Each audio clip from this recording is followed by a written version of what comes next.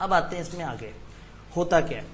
Chapter का नाम है मॉर्गेजेस एंड चार्जेस, जबकि हम प्लेज को भी पढ़ रहे हैं। ये जो प्लेज है वो काफी हद तक सिक्योर होता है। कुछ प्लेज ऐसे हैं जो कम सिक्योर होते हैं, लेकिन ज्यादातर प्लेज होते हैं सिक्योर। ये जो मॉर्गेज है, नाम पे ट्रांसफर कर देंगे प्रॉपर्टी, कोई पता नहीं हम एक ही प्रॉपर्टी के 3 डॉक्यूमेंट 3 अलग अलग बैंकों के नाम पे ट्रांसफर कर दें और पटवारी को साथ मिला लें। आपको पता है कितना खतरनाक काम होता है। पटवारी तो मतलब बेईमानी कर जाते हैं। पटवारी समझते हैं ना, जो जमीनों का रिकॉर्ड वगैरह रखते हैं, वो नहीं होते। अच्छा, कुछ और लोग होते हैं जी।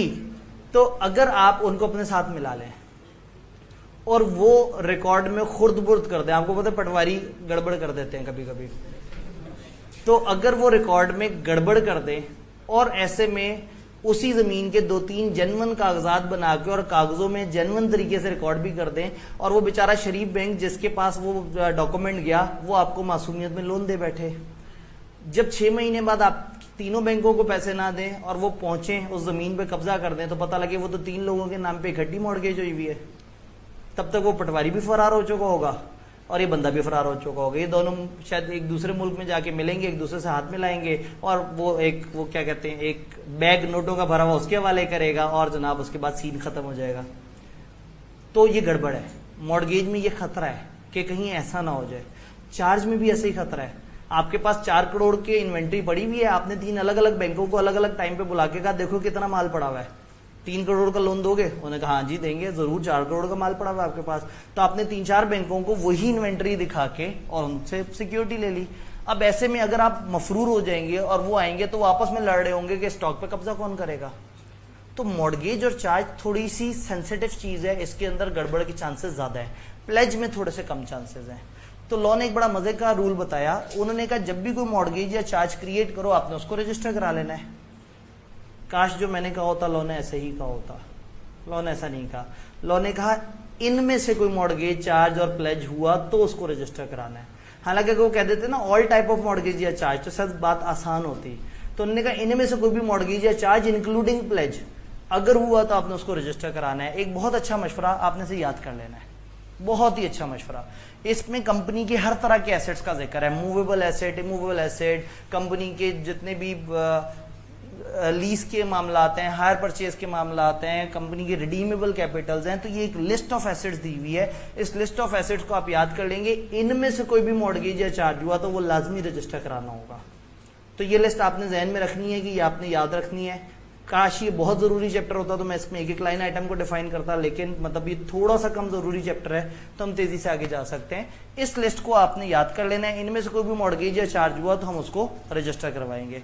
रजिस्टर करवाने का क्या तरीका है? हम ये कहते हैं कि रजिस्ट्रार एक सर्टिफिकेट ऑफ रजिस्ट्रेशन देगा, हम रजिस्ट्रार के पास जाएंगे, जब भी कोई मॉर्गेज या चार्ज क्रिएट होगा 30 डेज के अंदर रजिस्ट्रार के पास पहुंचेंगे और उससे कहेंगे भाई इसको रजिस्टर कर लो। असल जिम्मेदारी है कंपनी की। किस कंपनी की? जिसने लोन लिया है। जो कंपनी लोन लेगी और बैंक कहेगा भाई मेरी सिक्योरिटी, आप कहेंगे मॉर्गेज। अब बैंक कहेगा मॉर्गेज तो है, कहीं ऐसा तो नहीं तुमने इसी जमीन को 2-3 दफा मॉर्गेज किया हुआ हो, जाओ इसको गवर्नमेंट के रजिस्ट्रार के पास पहले रजिस्टर करवा के मुझे सनद ला के दो उसकी। तो हम गवर्नमेंट के रजिस्ट्रार के पास जाएंगे, रजिस्ट्रार ने अपनी एक डेटाबेस बनाई हुई होगी, हम कहेंगे इस चीज को फलाना बैंक के नाम पे मॉर्गेज कर दें और इस मॉर्गेज को रजिस्टर कर दें। तो रजिस्ट्रार अपने पास नोट कर लेगा, उसके डेटाबेस में वो चेक करेगा कि क्या ये एसेट इससे पहले तो नहीं मॉर्गेज हुआ हुआ। तो जब उसको नजर आएगा कि ये क्लीन एसेट है तो वो उस एसेट को उस बैंक के नाम पे अपने पास रिकॉर्ड कर लेगा और आपको एक सर्टिफिकेट इशू कर देगा और एक रेफरेंस नंबर दे देगा। आप जाके बैंक को कहेंगे कि बोला आपकी जिम्मेदारी, आपने जो मुझे कहा था वो पूरा हो गया, आप जरा मुझे पैसे दे दें, तो बैंक आपके हवाले पैसे कर देगा। अब बैंक को टेंशन ज्यादा नहीं होगी, क्योंकि अगर कल को गड़बड़ हो गई तो एक गवर्नमेंट में भी एक बंदा गवाह मौजूद है और आप वहां जाके उससे रिकवर करवा सकते हैं। और जब गवर्नमेंट के पास रजिस्टर है तो रजिस्टर जिसके नाम पे होगी वो जाके क्लेम कर सकता है। अब इस बंदे ने किसी और के साथ धोखा किया तो गवर्नमेंट उसी चीज को 2 दफा रजिस्टर नहीं करेगी। तो अब ये किसी और बैंक को वही चीज अगर मॉर्गेज करना चाहे तो वो भी बैंक कहेगा कि भाई पहले जाओ रजिस्टर करा के आओ। रजिस्ट्रार उसी एसेट के अगेंस्ट एक से ज्यादा एंट्रियां जनरेट नहीं करेगा। इसमें एक rule first charge second charge वाला भी होता है कि अगर जमीन ज्यादा बड़ी अमाउंट की है और अलग अलग बैंकों से छोटी छोटी अमाउंट का लोन ले रहे हैं तो आप मल्टीपल चार्ज क्रिएट कर सकते हैं, लेकिन हमारे सिलेबस में बहुत ज्यादा गहराई नहीं है इसके ऊपर। तो हम बात कर रहे हैं कि आप जाएं और आप उसको रजिस्ट्रार के पास रजिस्टर करा दें। अल्टीमेट प्राइम रिस्पॉन्सिबिलिटी उस कंपनी की है जिसने करवाना है। हम अगर कोई इंटरेस्टेड पर्सन भी रजिस्टर करा सकता है। यहाँ इंटरेस्टेड पर्सन से मुराद एक ही बंदा है, वो बैंक। जिसका बीच में इंटरेस्ट है। तो ऐसा हो सकता है कि बैंक ये देखे कि कंपनी तो सीरियस लग नहीं रही रजिस्ट्रेशन में, बैंक जाके रजिस्टर करा दे रजिस्ट्रार के पास और आपसे आगे कहे भाई ये इतना बिल मेरे पैसे दे दें मुझे, यानी कि वो खर्चा जो रजिस्ट्रेशन का है वो कंपनी को भरना होगा, चाहे खुद भरे चाहे बैंक करवा के और कंपनी से रीइंबर्स करवा ले। यहां तक बात समझ आई? तो जब भी कोई मॉर्गेज या चार्ज होगा आप 30 डेज के अंदर अंदर रजिस्टर कराएंगे, आप नहीं तो आपका बैंक वो जो इंटरेस्टेड पर्सन है वो भी उसको रजिस्टर करवा सकता है। जब वो रजिस्टर हो जाएगा तो उसके बाद छोटी छोटी सी बातें हम ये कह रहे हैं कि वो जो रजिस्ट्रेशन है वो रजिस्ट्रार के पास होनी चाहिए। अब रजिस्ट्रेशन के लिए आपको क्या चाहिए होता है? आपको चाहिए होता है वो कागज जिस पे मॉर्गेज या चार्ज क्रिएट हुआ है और वो वाला कागज जो डॉक्यूमेंट आपको एविडेंस कर रहा होता है। अब फर्ज करें एक प्रॉपर्टी पाकिस्तान में है और उसके डॉक्यूमेंट्स भी पाकिस्तान में और उसका चार्ज भी पाकिस्तान में क्रिएट हुआ है, फिर तो कोई टेंशन की बात ही नहीं है, सारी चीजें पकड़ी 30 दिन में पहुंच गए गवर्नमेंट के पास, उसको रजिस्टर करा दिया। एक और सिनेरियो हो सकता है प्रॉपर्टी के डॉक्यूमेंट मुल्क से बाहर पड़े हुए हैं और पाकिस्तान में मॉर्गेज या चार्ज क्रिएट हुआ है।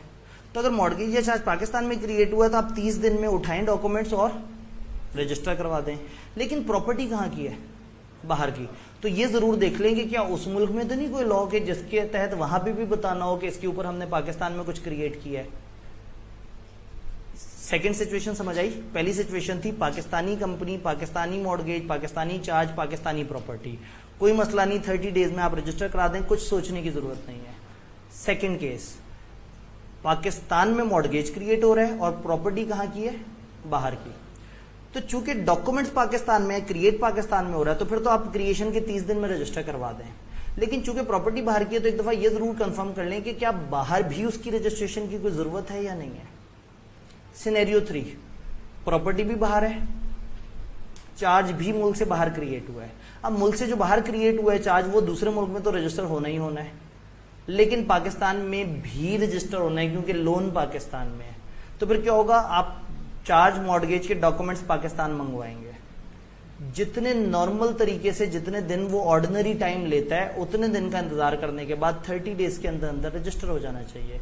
अगर आपका श्रीलंका में प्रॉपर्टी पड़ी है और श्रीलंका से पाकिस्तान में 10 दिन से आम डाक पहुंच जाती है, तो जिस दिन श्रीलंका में वो मॉर्गेज या चार्ज क्रिएट हुआ है 10 दिन के बाद से 30 दिनों का काउंटर शुरू हो जाएगा, चाहे आपने 7वें दिन पहुंचा दिया चाहे 27वें दिन पहुंचा दिया। गिनती इस डेट से शुरू नहीं होगी कि वो डॉक्यूमेंट्स कब आए, इस डेट से शुरू आएगी कि वो डॉक्यूमेंट अगर भेजे जाते तो कब तक पहुंच सकते थे। इसके लिए थोड़े से औखे से अल्फाज हैं। Date on which instrument or copy could in due course of post and if dispatch with due diligence have been received in Pakistan.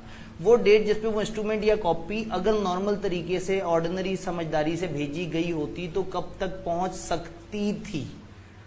तो जिस दिन क्रिएट हुआ है, अगर आपको पता है कि 10 दिन में नॉर्मली चीजें पहुंच जाती हैं, तो अब उन्होंने देरी की है या जल्दी की है इररिलेवेंट है। जिस दिन क्रिएट हुआ है 10 दिन का इंतजार करेंगे और वहां से 30 दिन का काउंटर शुरू हो जाएगा। जब 30 दिन पूरे होंगे उस डेट के, जो एस्टिमेटेड डेट है, तो फिर कंपनी के ऊपर जुर्माना पड़ जाएगा या कंपनी को वो सारे नुकसान भरने पड़ेंगे जो मॉर्गेज या चार्ज रजिस्टर कराने से नहीं जो उन्हें पड़ते हैं।